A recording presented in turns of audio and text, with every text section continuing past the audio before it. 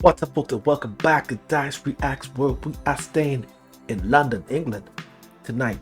Oh yeah, we are going to be checking out 5 reasons why British SAS outperforms US Delta Force. Yes, very much side checks one out. We ain't going to waste no more time. We're just going to get right into it, folks. We're going to get right into it. Oh yeah.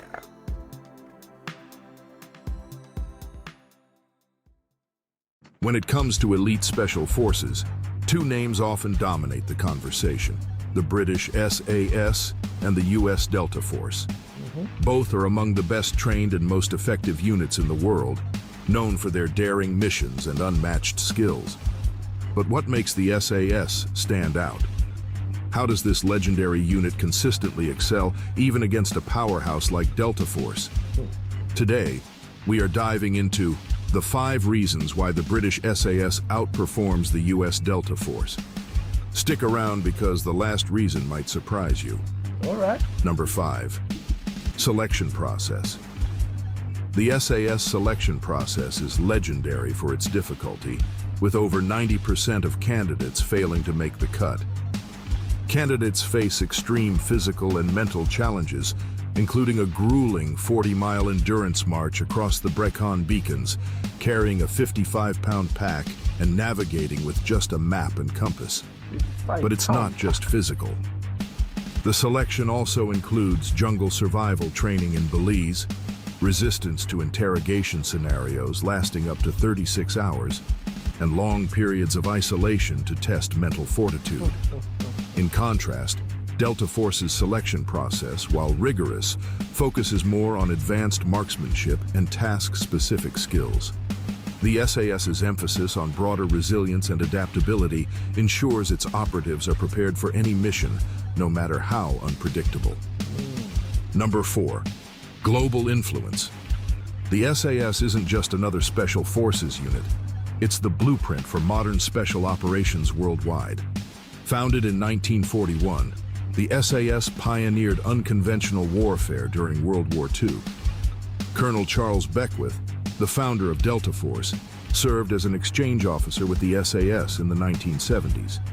He was so impressed by their methods that he modeled Delta's squadron structure, tactics, and selection process after the SAS. Today, units like Australia's SASR and Canada's JTF-2 have also adopted the SAS framework, showcasing the unit's unmatched global influence and legacy. Number 3. Operational autonomy. SAS teams are trained to operate in small, self-sufficient units deep behind enemy lines. For example, during the Gulf War, SAS patrols penetrated over 200 miles into Iraq to destroy Scud missile launchers, operating with little to no external support. These teams often consist of just 4 to 8 men, relying on their ingenuity and adaptability to survive and complete the mission. Delta Force, on the other hand, often integrates with larger US military task forces, which, while effective, can sometimes limit their operational flexibility. This level of autonomy makes the SAS uniquely suited for long-duration, high-risk missions in remote or hostile environments. Number 2. Mastery of human intelligence. HUMINT. The SAS excels at blending into local populations to gather actionable intelligence. During the Northern Ireland Troubles, SAS operatives disguised themselves as civilians, infiltrating insurgent networks to dismantle them from within. This focus on human intelligence allows the SAS to gather information in environments where technology may fail. Delta Force, while exceptional in signals intelligence, relies more heavily on drones, satellites, and cyber tools. By prioritizing cultural immersion and language training, the SAS can operate effectively in regions where trust and subtlety are key to mission success. Number 1. Minimalist yet effective mission philosophy. The SAS thrives on a philosophy of less is more. Their motto, "Who dares wins," reflects their focus on stealth, surprise, and precision over brute force. A prime example is the Iranian embassy siege of 1980, where 16 SAS operatives stormed the building, eliminated 6 terrorists, and rescued 19 hostages in just 17 minutes. This operation, conducted with minimal resources, showcased their ability to achieve maximum results with a small team. While Delta Force often employs advanced technology and larger operational footprints, the SAS's minimalist approach ensures adaptability and efficiency in any scenario. These are the 5 major reasons why the British SAS is often seen as the pinnacle of special operations. But what do you think? Does their minimalist philosophy and legendary legacy give them the edge? Or do Delta Force's technological advantages make them superior? Let us know your thoughts in the comments. Yes, this was very interesting and a little eye-opener. There were maybe 2 things that I picked up from a short film documentary. Well, I would say like a short video I did by the British Army.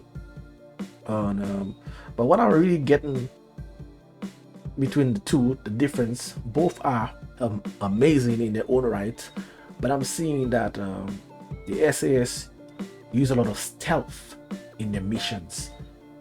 They more mask themselves and use the element of surprise, and they're more tactical in terms of using less force. Like they said, less is actually better. There's less footprints, so there's an element of surprise that they could really put on the enemy, unlike the Delta Force, which uses a lot of technology, which is awesome, but they move about in larger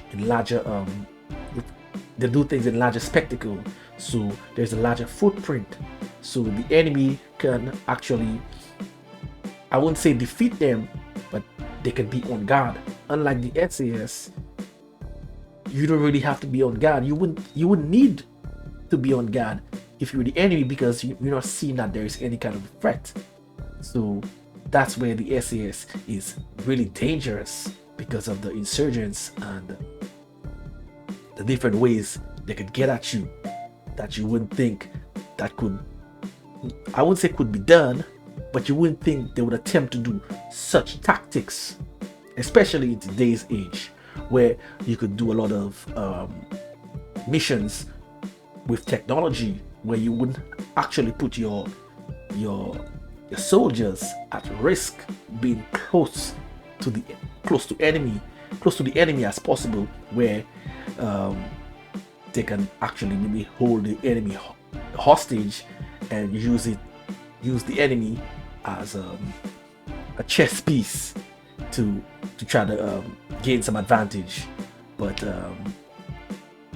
the SAS, I would say, have some really they got some balls, man. That's what I'm saying. They got some balls, especially in today's age, where you don't even need to put yourself so close to the enemy lines. They still do it, and they really have a resilient nature, because most of the training is compounded with that aspect, putting you in some of the most isolated situations, testing your ability in places and in, I would say, in long stretches, to see if you could really